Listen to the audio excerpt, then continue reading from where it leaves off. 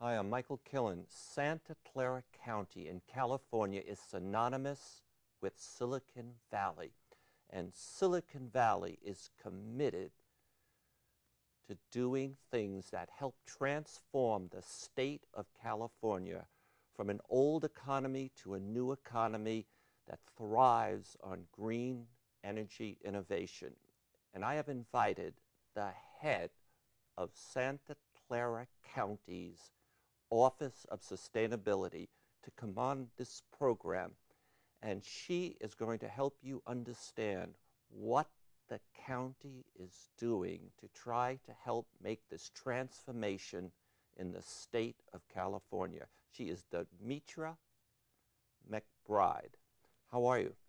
Fine, Michael. Thank you for inviting me. What did you think of that introduction? Is that fair in terms of what we're going to do here? Yes, and having come here just recently, relocated from the East Coast, I couldn't agree with you more about this particular part of California really taking a leadership role, not just simply for the state, but for the country. So you said the East Coast. Where in the East Coast do you come from? Lots of places, originally from New York, but I relocated here from Florida. From Florida. Okay. New York and city is very progressive, needless to say, Yes. with Bloomberg. And Florida is, and by the way, I'm going to have a series of art exhibitions on climate change and sustainability in Florida next year.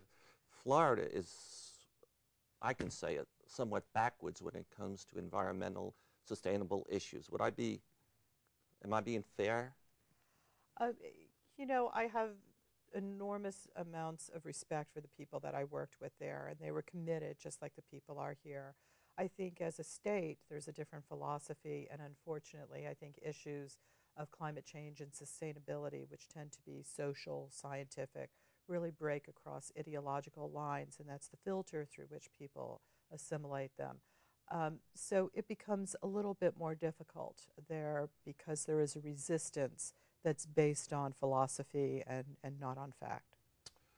The filter, the philosophy. Mhm. Could you just help us understand how you see that filter, that philosophy differently here as opposed to when you were in Florida? I think that California sees itself, it has taken on the mantle and the responsibility of leadership. This particular area, Silicon Valley, has revolutionized innovation in just a short period of 25 to 30 years.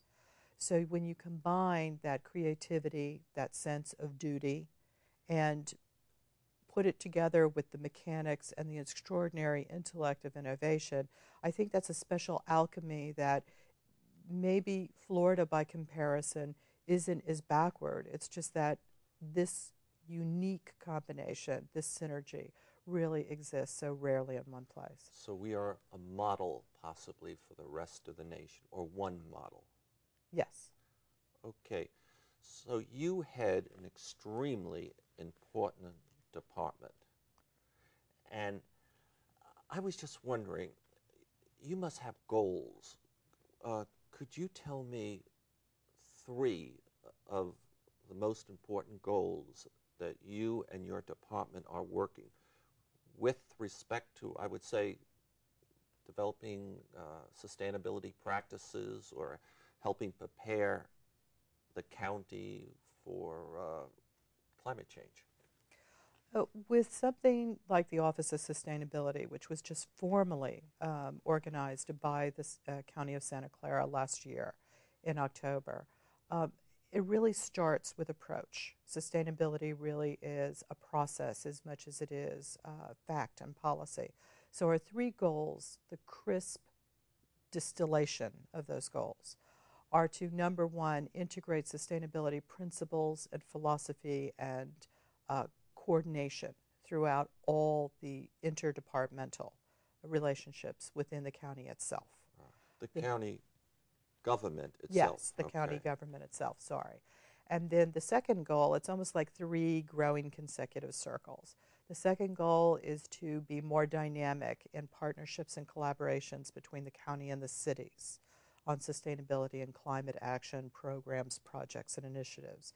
And the third one is to be more aggressive and to become much more involved at a regional and, in fact, a national level, so that Santa Clara County continues to be robust in its support of these philosophies and this movement across the United States. So would I be correct to say, in terms of your goal, you have a goal to take the government of Santa Clara County and try to drive and get buy-in for sustainable practices throughout the organization that comprise the government of Santa Clara County? Yes. And in that regard, I don't want to take a credit where credit isn't due. I'm really fulfilling more of a facilitator and organizer, and really to act as the connective tissue. The County of Santa Clara has several departments that have been acting in a very progressive fashion. If I could just point to one, and there are many, our Office of Planning and Development is, now updating the 20-year-old general plan. That general plan in and of itself, if you took it anywhere today, if it was written in most communities today, it would be considered progressive.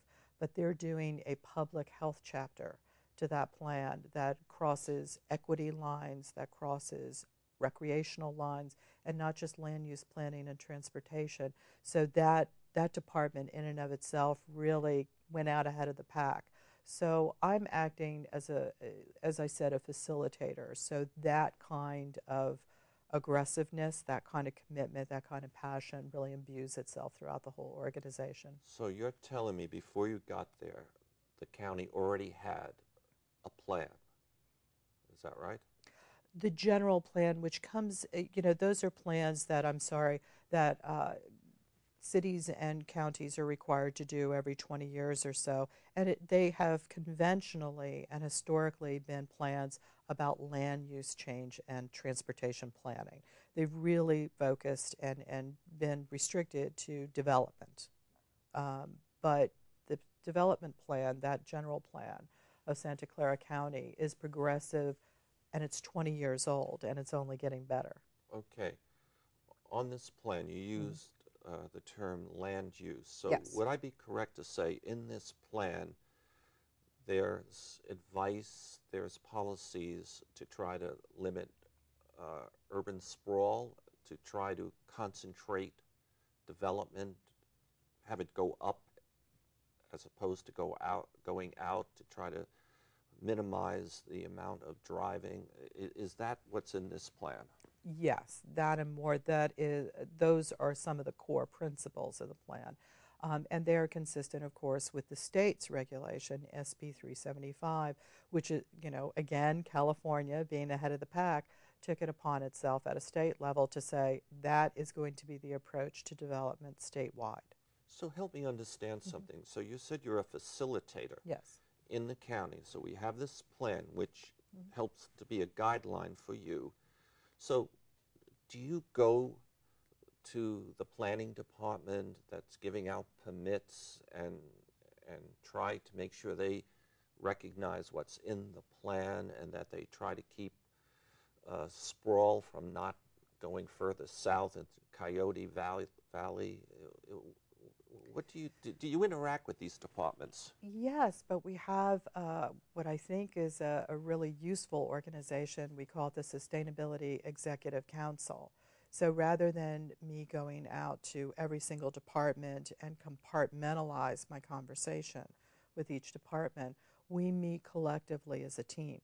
And that's the executive directors of all the different departments and offices with the county. It can be as large as planning and development, roads and airports, parks and recreation. It also includes our legal department, our government liaison that deals with state legislation in Sacramento, and it also deals with departments such as our Office of Women's Policy. But all of those directors are represented at a common table. So we're all enjoying that kind of chemistry, sharing of the knowledge together. So at that table, you help set the agenda? Yes. And you facilitate the discussion? Yes, and we do have goals and objectives to each single meeting. As you can imagine, it's hard to get that group together too often. Are you now in charge of the plan? No. This is not me appropriating the responsibility of other executive directors. This is us. It's really organizing. The Office of Sustainability, again, if I can refer to a term I used earlier, it's the connective tissue. We had a meeting a couple of weeks ago where actually we shared all of the different protocols and initiatives and projects that people are involved in different departments, and it was just an awareness of what everyone is doing. Sometimes you gain those efficiencies in that scale just by awareness. So you put the management focus Yes. on the connectivity with other groups. Yes, and we look for new opportunities to, adopt sustainability principles in our activities. All right, now, as we talked about what's happening in the county, Yes. you brought up health care. Yes. Were you bringing it up in terms of having a new focus on health care for the employees of the county, or were you applying that information to a wider audience, a wider sphere, like the other like the cities in the county or the people in the county? Both, and I think it would go even beyond that to the regional level. When you look at climate change and when you look at sustainability, and when you look beyond that even to adaptation and resiliency, it's hard to think of a single example of impact, influence, or outcome of climate change that does not have a direct or indirect impact on public health. Could you give me 3 impacts on public health? I think one of the, if I can use one example that will cover more than 3 actually, urban heat island effect, and that goes back to development. Where you have sprawl, where you have the changeover of natural surfaces into impermeable surfaces, concrete, asphalt roofs, what you're going to have is a concentration of materials that trap heat from the sun, and it doesn't dissipate overnight. So you start out each day with an account of heat that just gets greater and accumulates. The urban heat island effect is one of the most deleterious phenomena for human health. It creates poor air quality, poor water quality. It increases asthma and bronchial syndromes in the elderly and children. The other significant characteristic of urban heat island effects, and if you think about it, people don't think of heat as being a killer. But in the past 50 years, more people have died from extreme heat in the United States than all the other climatic and weather phenomena put together. And it has a social justice aspect to it because the highest mortality rates are among the poor, among the old, and among the young. Yes, so when people talk about climate change, it's generally about something that's going to take 50 years. Slowly, the climate is going to change, and we're going to lose a lot of birds, a lot of plants, and things of that sort. And these things are very nebulous or very out in the future. But what I think you're saying right now, your county and your group is now pointing out the negative impact that rising heat, which is mostly caused by climate change, has on people's health. Oh, yes, and I would argue that that's not in the future, that's today. If you're looking at urban heat island effects and mortality and morbidity rates, we had the Chicago heat event from 1994 that killed a recorded 700 people, but there have been analysts that have gone back and said it could have been as high as 7,000 because when people passed away from heat-related syndromes, they didn't put down they died from the heat. They put the cause of death as heart failure, some other kind of renal failure, something that was brought on by the event. So we would argue that that is happening now. There was another fatal one in Tokyo just last year. There have been probably no less than 20 extreme heat events in the last 50 years. Let's not forget, how could I forget the extreme heat event of the summer of 2003 in Europe? That killed over 50,000 people.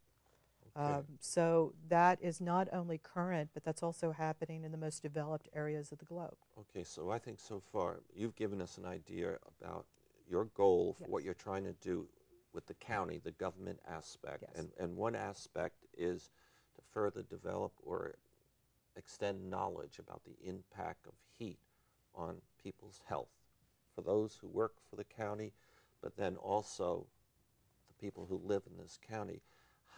Let's go, can we go to, I think you said another goal is to work, and I'm paraphrasing you, work effectively with the cities and communities in the county.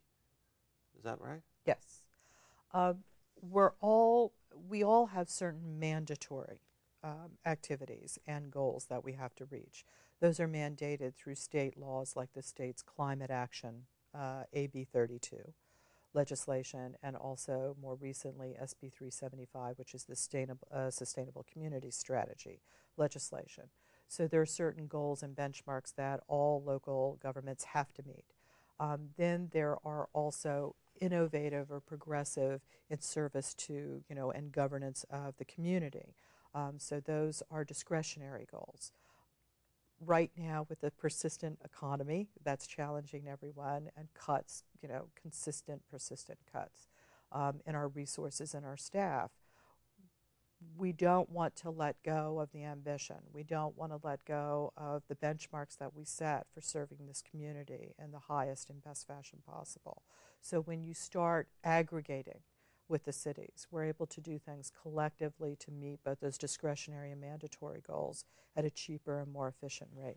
What is the number one thing you are now trying to get the city of San Jose, Santa Clara, Mountain View, Palo Alto, Gilroy, and I think that's in the county. What are the number one thing you're trying to get them to cooperate on?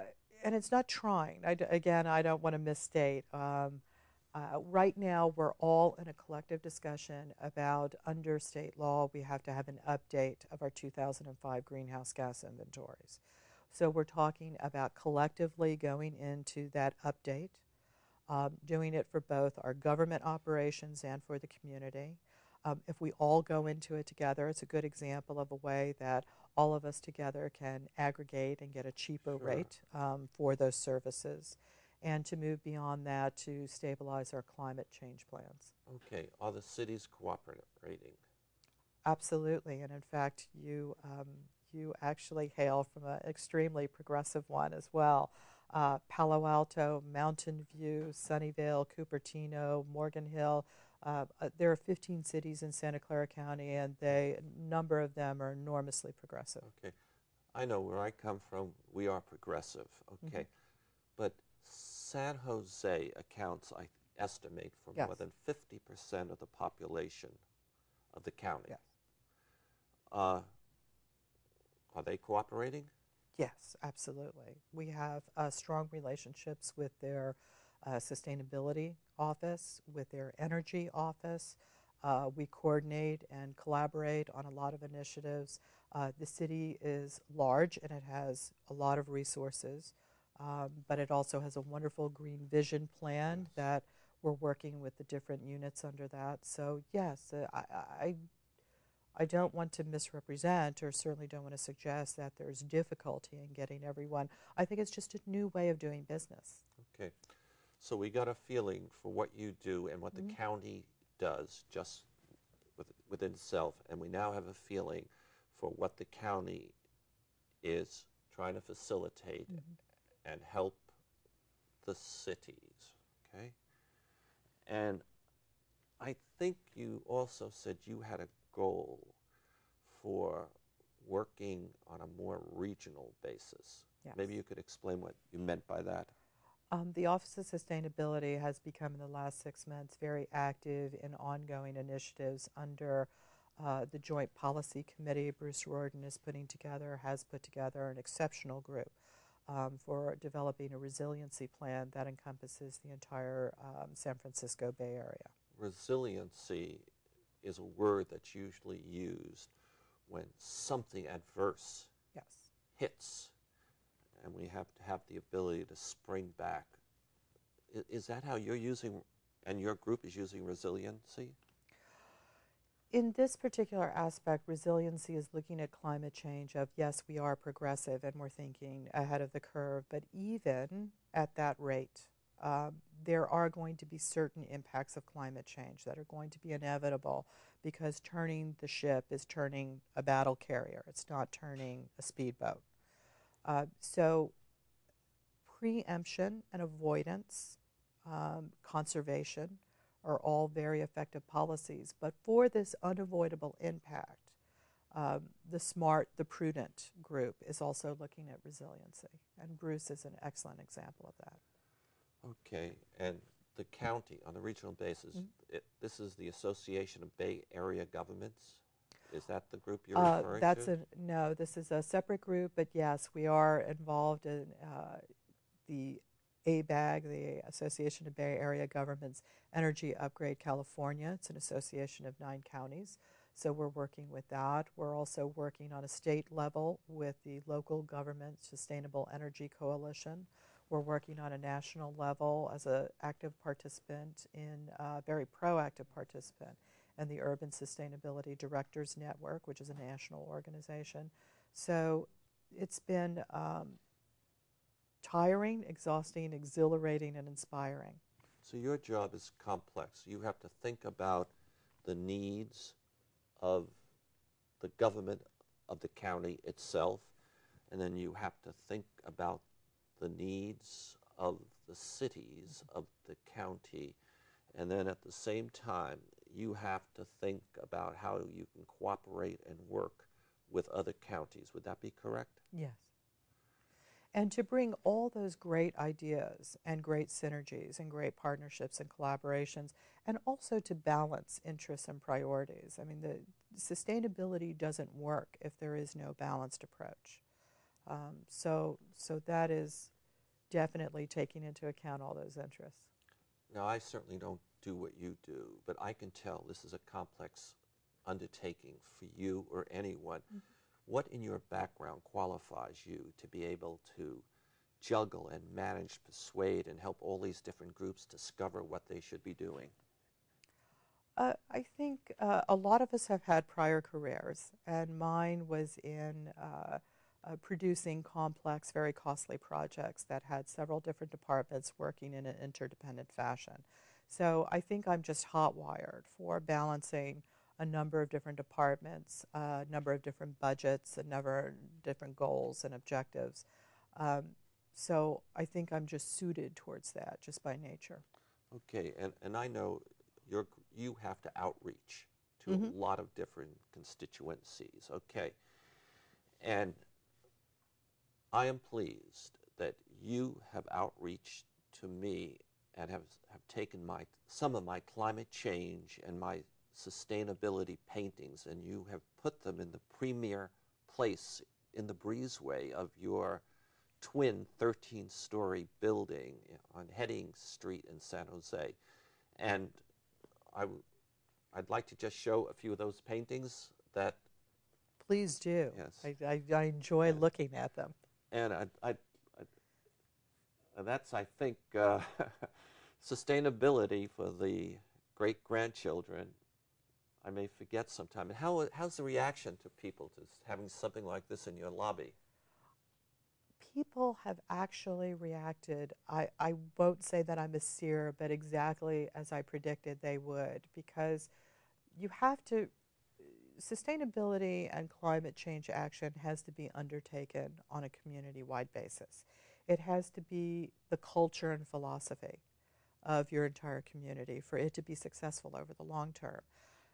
In that regard, it really is not going to be successful, and it helps facilitate it if you reach out to people not merely on a practical level, not merely on a scientific level, not merely on a comfort level or a self-interest level, but if you reach out to them viscerally, and people are reacting to your paintings in a visceral fashion. Good. Here we have another one. I think this is climate change. And by the way, this one has been automated by software. And the thing on the right actually drops and things move. Okay, could we move to another one? And I try to get personal. And this is in your lobby right now, and it's called Climate Change for the Wealthy. And some of my wealthy friends have said it's an indication that I think they don't care about it, but that's not the case. We have one more piece of art, which I believe goes into your lobby on July 29th. And this is it right here, and it is the world's largest painting on sustainability. And it's going to be in your, as you know, your Yes. lobby. And I'm hoping, you know, I make these paintings to help bring attention to organizations like you that have wonderful messages. And I just want to make a personal comment. I certainly have you know, I'm a very gentle, quiet guy, and I wouldn't have a big ego to try to make something like the. Well, I want to thank you for allowing us the privilege of exhibiting this work. Again, people react to it, and it speaks to them in a language. I'm sorry. This also has an enormous amount of flora and fauna that I'm allergic to here, but I enjoy. It speaks to them in a different language, and it speaks to them in a way that resonates with them, in a way that I don't know if words or outreach would otherwise express. Okay, well, I think the county and the cities and the people are fortunate to have somebody who is as intelligent and bright and dedicated to helping this county and this region. I really mean that. Well, Okay. thank you. I feel privileged to be here. I want to thank you for inviting me, and I'm hoping that we do have a long affiliation and that I have one with this community. It's filled with extraordinary people such as yourself. All right. So, ladies and gentlemen,